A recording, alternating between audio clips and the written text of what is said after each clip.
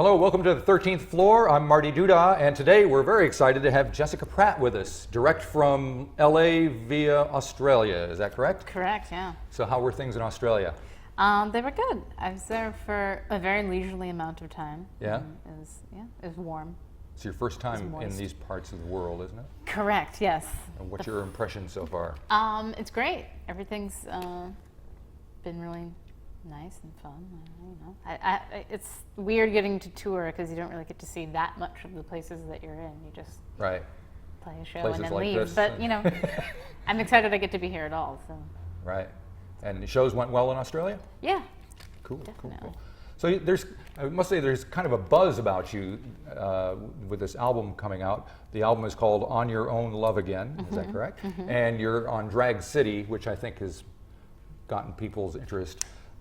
Are you aware of the buzz? Do you kind of take notice of that? Does it make any difference to you one way or the other? Well, it matters to me in that it's advantageous for me to have people want to listen to my music That's and true. Get to come to places like Australia and New Zealand. Yeah, I mean, it's impossible to not be aware of it. I try to not let that affect the way that I don't know, conceive of myself or music or anything. But yeah, Drag City is a very reputable label. I'm happy to be in the company of my fellow label mates. Right. But yeah. Cool. Well, let's talk a little bit about the album, which should be out in a week or so, and we'll get a little preview of it today. From what I understand, your first album you recorded in the studio, and this one you recorded at home, which is usually Essentially. the opposite of the way most people work. Why did you choose to do that? Well, the first one was kind of just by happenstance, really. It wasn't like a super planned out thing. It was just my friend had a studio and went in and just did it real quick with no real intention of doing much with it, just having it for posterity, I guess. And then, many years have passed, and now this one I'm doing with the full intent of having it be like a creative whole, and Right. recording at home is what suits me naturally, so that's why it happened that way. Why does it suit you naturally? I like the way that tape sounds. I like to be able to control all the aspects of the recording process and do it in whatever time I need to get it done correctly. So Right. it allows me that. So were you working with anyone else? Did you have an engineer working with you? Did you do everything on your own? Well, the initial recording of it was all done by me, but then afterward, I had it mixed by someone, a friend of mine, and then I went into a friend's studio and they have a large reel-to-reel tape, so they put all of the songs to that after mixing to kind of give it a cohesive sound. So it sounds really beautiful and warm. Cool. So I did have some help, but yeah. Right. All right, so we'll get away from the technical aspect of it and actually talk about some of the music itself and the Sure. songs. You're going to perform a couple of songs for us, and the one that we're going to hear first is called Game That I Play. So Correct. maybe you can give folks a little indication of what that one's all about. Oh, well, all my songs are kind of sad, I guess. But yeah, I first moved to LA with the intention of just finishing that record because I only had like 3 songs already recorded and spending a lot of time alone. And I guess I was a little sad. It's weird to be sad in the summertime though, because it's like always summertime in Los Angeles. So I guess that's kind of a funny thing, feeling sad and having it be oppressively bright. Maybe that is filtered into the music to some degree. But yeah, that's one of the first songs I wrote when I moved to LA. So. Okay. All right, well, let's give it a listen. This is Games That I Play from Jessica Pratt's new album.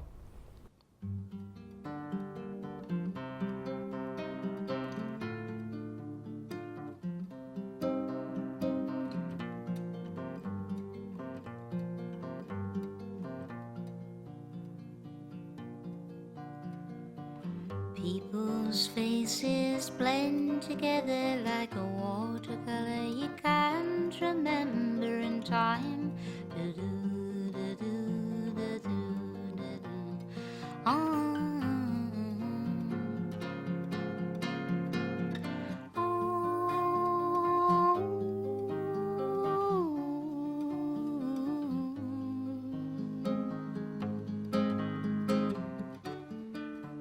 Were you coming to me to tell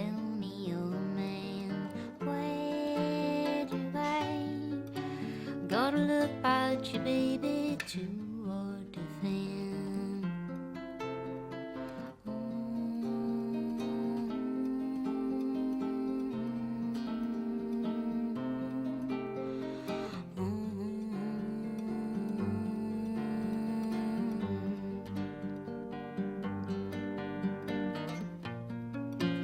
I wanna be changing the game that I played away, but it seems that you're leaving, so what can I say to wait? It's the game that I play.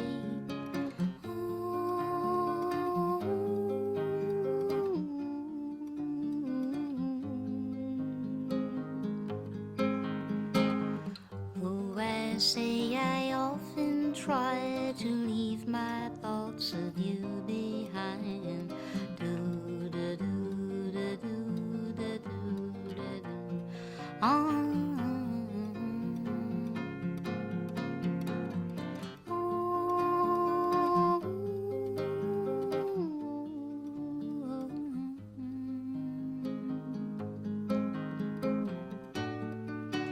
Were you coming to me to tell me you're a man ready to take a look round you, baby, think that you're a fan.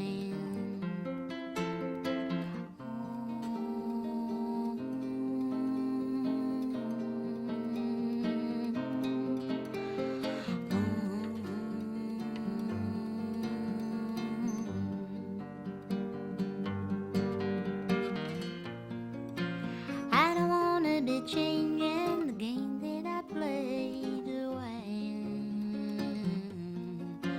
but it seems that you're leaving, so what can I say to wait? It's the game that I play.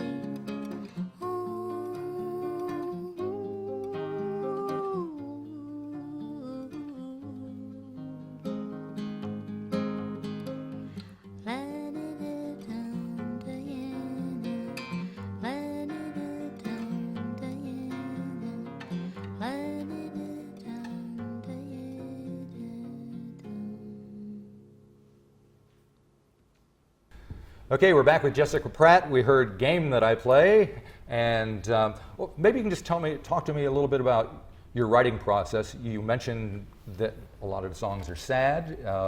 Is that a state of mind that you find yourself continually in, or are you just we're worried about you, or is that just the kind of direction that you go to when you start writing songs? Yeah, I think some people are melodically drawn to a certain area, and that maybe tends to be mine. I was specifically kind of going through a weird dark time when I first moved there, because it's a very lonely place to be if you don't have a ton of friends. It can be very isolating. But no, I like the way that somber things sound. But some of the songs are also kind of bubbly in their own weird way too. But yeah. And did you listen to sad songs when you were growing up? I mean, it's I don't Too know. Late, Carole King, and Fire and Rain, that kind of stuff. I think those are some of the greatest pop songs, and the ones that are like slightly bittersweet or melancholy. I mean, that's just kind of the history of that sort of stuff. But yeah, I like all kinds of things, but I'm fond of some sad sax, like Nick Drake or something, or like bittersweet like Brian Wilson melodies, or anything like that. Okay, well, you've got another song that you're going to perform for us. This is "Back Baby," which is the one that people probably are familiar with if they've been checking you out, because there's a video out, and it's the one song on the new album that's kind of made its way out already. So what can you tell us about that one? Well, actually, I wrote it for a friend to sing, or that's how it started. And then it just turned into this very personal song that was not really necessarily transferable to another person, so I kept it for myself. Very good. Smart move. All right. Well, thank you for coming by. Thanks for having me. Good luck with the rest of your time here in New Zealand, and look forward to seeing the new album. Yeah, thank you. All right. Bye-bye. Sometimes I pray for the rain, I try to see things things from your side, to leave things undefined. But where would you advise? Let it generate a new design for the missing piece I have to disguise. So a header in the paper that you love is just a myth I devised. But things like that you can never take back again. Oh, oh, things like that you can never take back again. Oh, if there was a time when you loved me, if there was a time when you said that you want me to believe, but can't go back, baby, can't go back, baby. And sometimes I pray for the rain, la la la la la la la, la la la la la. You and your glass world that does rain, or where time's a frozen thing, it encloses you and it's crystalline. Looks so lovely, but you'll have to decide if you could play it in reverse, and you'd find that you better reconsider all the love you took and then cast aside. But things like that you can never take back again. Oh, oh, things like that you can never take back again. Oh, if there was a sun when you loved me, if there was a time when you said that you want me to believe, but can't go back, baby, can't go back, baby.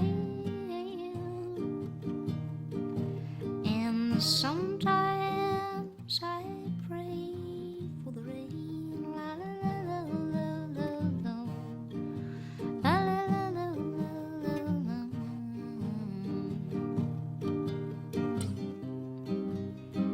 Girl, I know I'm losing time without you. Never had a second chance before. This time